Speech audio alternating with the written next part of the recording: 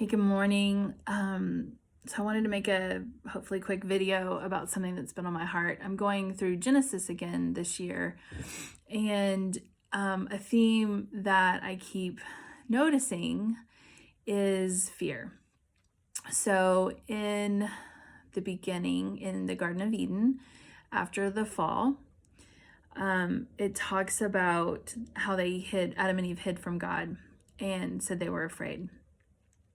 And that's the first time that's mentioned. It's Genesis 3:10.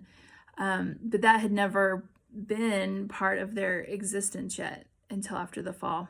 And so I think it's interesting because there's this theme of how God's children keep screwing up, mostly because they're afraid, but he still takes care of them.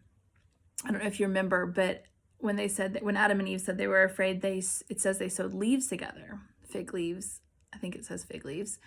I know in the pictures it's always fig leaves. But after they talk to God, he actually sews them loincloths, so out of animal skin, which is better and more durable, obviously. So I think that's interesting. And that continues on, actually.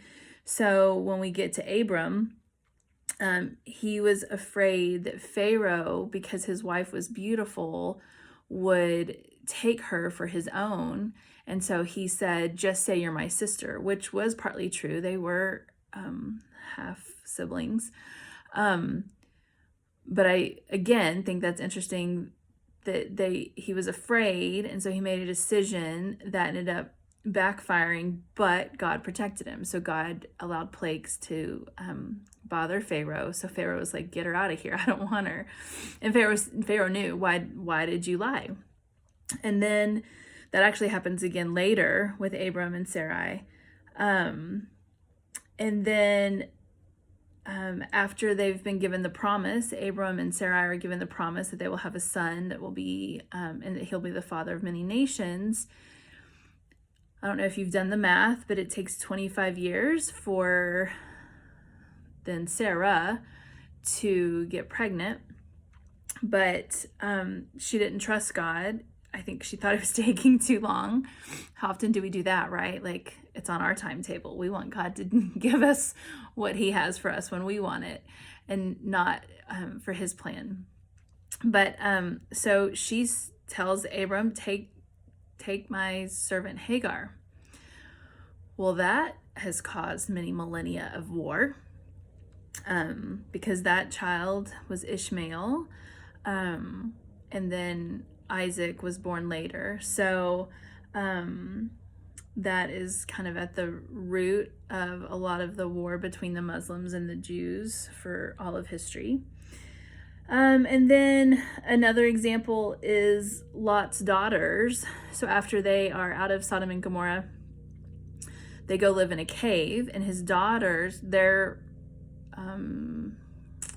fiancés, I guess, I think sons-in-laws, or I don't know if they were actually married yet, but I don't remember if it was Lot's sons-in-laws or if they were about to be married. They were killed in the destruction. And so Lot is living in a cave, because I don't know if you remember, his wife turned around and turned into a pillar of salt.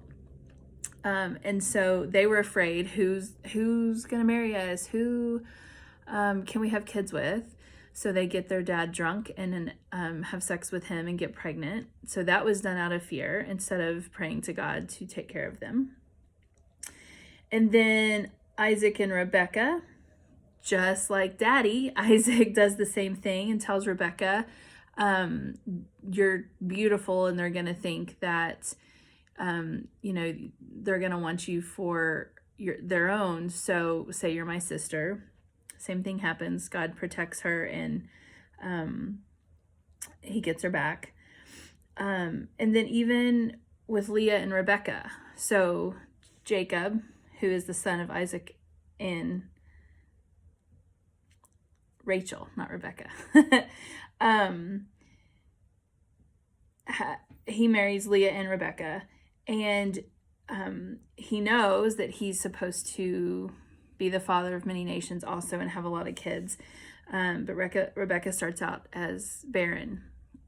And so they basically, Leah gets pregnant several times quickly, but Rebekah gets jealous and gives her servant to him. And so kind of like Sarai, trying to like do God's plan for him in her timing instead of trusting that God will do what he says.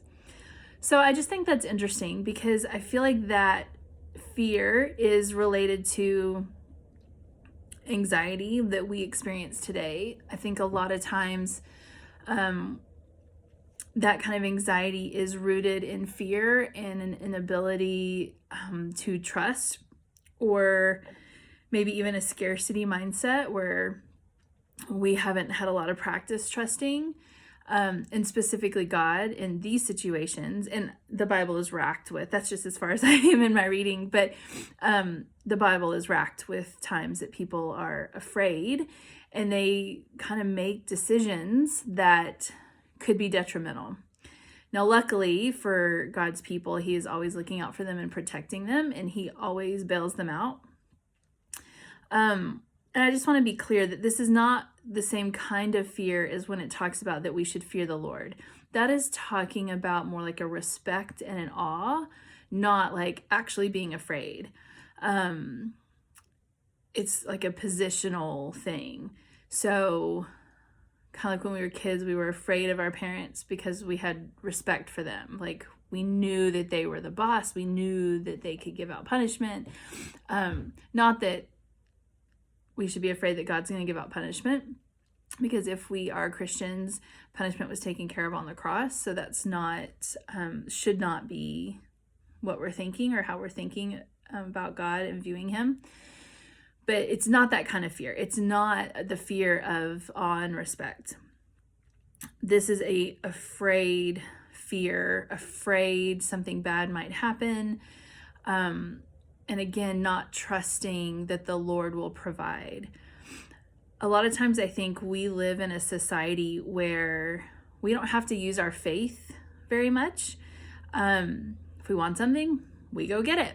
We work for something, if it's financial or if it's not, pretty much everything is at our fingertips. We don't want for very much, right?